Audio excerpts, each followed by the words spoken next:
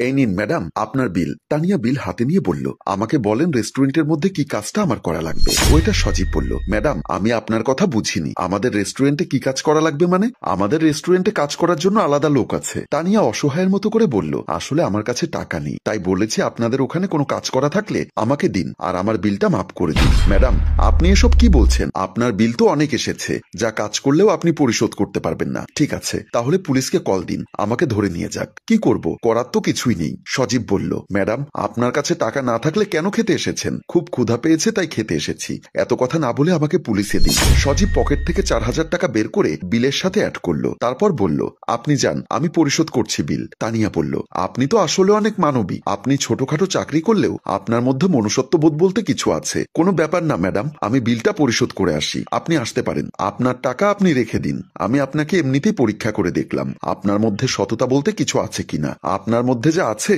সাধারণত এখনকার ছেলেদের কাছে নেই, তবে আপনার জন্য আমার তরফ থেকে একটা অফার করতে পারি, যদি আপনি মেনে নিন। জি বলুন। আপনি চাইলে আমার কোম্পানিতে জব করতে পারেন। আর এখানে মাইনে কত পান? 25,000 টাকা।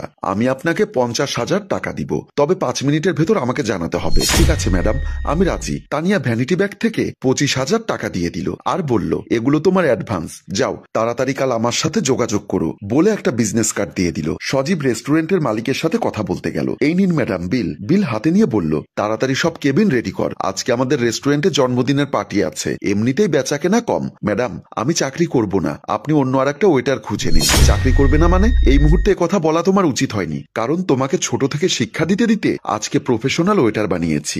আচ্ছা যাই হোক, তুমি আগামী মাস থেকে আর এসো না, অন্তত এই মাসটা চালিয়ে দাও। না ম্যাডাম, আমি এই মুহূর্তে চলে যাব, আপনার এখানকার চেয়ে ভালো স্যালারির জব পেয়েছি, আর এই মুহূর্তে জবটাও ছাড়তে হবে আপনার। তুমি বুঝে শুনে এখান থেকে বের হইও, কারণ তোমাকে নিজের পরিবারের মতো করে আমাদের এখানে রেখেছি। ম্যাডাম আমি অনেক চিন্তা ভাবনা করে এখান থেকে বের হচ্ছি, কারণ আপনার এখানে 25,000 বেতনে আমার পোষাচ্ছে না। ঠিক আছে যাও তাহলে, ভালো থেকো। ঠিক আছে বলে সজীব চলে গেল। সজীব মায়ের কাছে গিয়ে বলল, মা আমি আগের চাকরিটা ছেড়ে দিয়েছি, এখন নতুন চাকরি নিয়েছি। কি বলিস বাবা, তোকে এত যত্ন করে শিক্ষা দীক্ষা দিয়ে তাদের রেস্টুরেন্টের সিনিয়র ওয়েটার হিসাবে রেখেছে, আর তুই চাকরি ছেড়ে দিচ্ছিস? মা আমি আগের চেয়ে স্যালারি বেশি পাচ্ছি, তাই চাকরিটা ছেড়ে দিচ্ছি। তো তারা সময় চায়নি তোর কাছ থেকে? সময় চেয়েছে, কিন্তু আমি বলেছি 1 মিনিটের জন্যও সময় দিব না, কারণ আমি যার কাছে চাকরি করব সে বলেছে 5 মিনিটের ভেতরে চাকরি ছেড়ে দিতে। অলরেডি আমি চাকরি ছেড়ে দিয়ে এখানে চলে এসেছি তোমাকে বলার জন্য। আচ্ছা ঠিক আছে যা, কিন্তু কাজটা ঠিক করিসনি, এটা মাথায় রাখিস। সজীব আসি বলে মায়ের কাছ থেকে দোয়া নিয়ে বের হয়ে গেল। তারপর মা নিজে নিজে বলল, আমার মনে হচ্ছে ছেলেটা বিপদে পড়ছে, বলে টেনশন করতে লাগলো। তানিয়া টাইম দেখছে আর বিরক্ত হয়ে নিজে নিজে বলল, ছেলেটাকে বললাম 5 মিনিটের ভেতরে চাকরি ছেড়ে দিয়ে আমার সাথে যোগাযোগ করার জন্য, ছেলেটা কোথায় চলে গেল বুঝলাম না। এখান থেকে বলে গেল সে রাজি আমার চাকরি করার জন্য। এরই মধ্যে সজীব এসে বলল, সরি ম্যাডাম, সরি আমার একটু দেরি হয়ে গেছে। তানিয়া দাঁড়িয়ে গিয়ে বলল, তোমাকে সময় দিয়েছিলাম 5 মিনিটের, অলরেডি 25 মিনিট হয়ে গেছে, তুমি লেট করেছো, আমি তোমাকে আমার সাথে রাখতে পারছি না। ম্যাডাম এসব কি বলছেন? আমি অলরেডি ওখানে চাকরি ছেড়ে দিয়ে মাকে বলে এসেছি নতুন চাকরিতে ঢুকবো, মা আমার জন্য দোয়া করে দিয়েছে, কিন্তু এখানে এসে একটু লেট হওয়ার কারণে আপনি আমাকে না করে দিচ্ছেন। তানিয়া বলল, তুমি আমাকে উপকার করার জন্য অসংখ্য ধন্যবাদ, তোমার ভেতরে একটা মানবিকতা আছে, তবে তোমার কিছু সিদ্ধান্ত আমার পছন্দ হয়নি, বলে তানিয়া চলে গেল। তারপর সজীব নিজে নিজে বলল, হায় হায়, আমি তো 50,000 টাকার স্যালারির লোভে পড়ে 25,000 টাকার স্যালারির জব ছেড়ে দিয়েছি,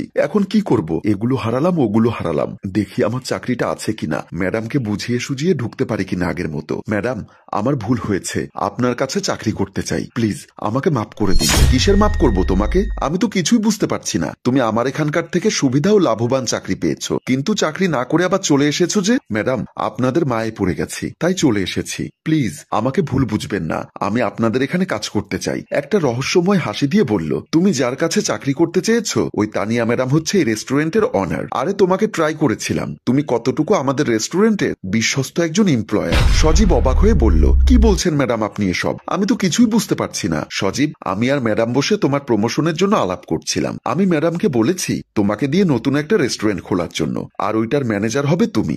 ম্যাডাম বলেছে তাকে একটু ট্রাই করি, কতটুকু সে আমাদের বিশ্বস্ত এমপ্লয়ার, কিন্তু তুমি ওনার পরীক্ষায় হেরে গেছো, আর ম্যাডাম আমাকে বলে গেছেন এখান থেকে তোমাকে বের করে দিতে, তোমার চাকরি আর নেই। সজীব 2 কুল হারিয়ে দিশাহারা হয়ে গেল আর বলল, আমি এক্ষুনি ম্যাডামের কাছে গিয়ে ক্ষমা চেয়ে চাকরিতে ঢুকবো। রেস্টুরেন্টের ম্যানেজার বলল, এত কিছু আমি জানি না, এখন তোমার ব্যাপার। দর্শক পরে কি হয়েছে দেখতে চাইলে দ্বিতীয় পার্ট লিখে কমেন্ট করুন। সম্মানিত ভিউয়ার্স, গল্পটা কেমন লাগলো শেয়ার এবং লাইক কমেন্ট করে জানাবেন। গল্পটার রচনা ও পরিচালনায় আবু সৈয়দ রিয়ান, ধন্যবাদ।